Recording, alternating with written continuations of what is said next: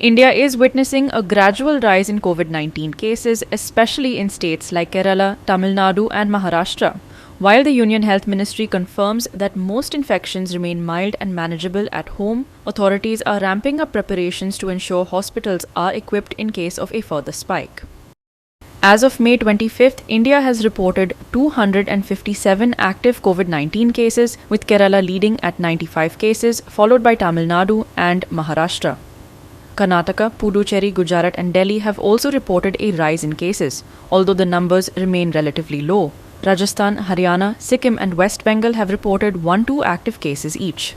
Recent fatalities include a 21-year-old diabetic patient in Maharashtra and an 84-year-old with comorbidities in Karnataka. These deaths are considered exceptions as most patients recover without complications. The Central Health Ministry has issued new advisories recommending mask use in crowded areas, hand hygiene, and avoiding travel if unwell. Surveillance continues through the Integrated Disease Surveillance Program and ICMR, ensuring early detection of emerging trends. VO4, meanwhile, two new COVID 19 subvariants, NB1 8.1, linked to the JN.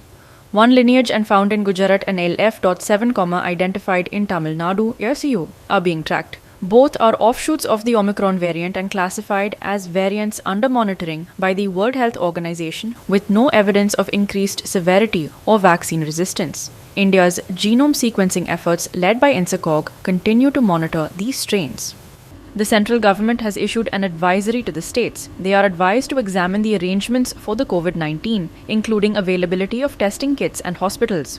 Moreover, the testing across states to be made fast-paced for early diagnosis and treatment. The government has also advised to not panic and spread any rumors. They are also advised to keep sufficient stock of medicines and oxygen availability in times of sudden spike. States are advised to take other measures as per their own requirements. Manish Parab and Sanika Nagvikar for Goa 365.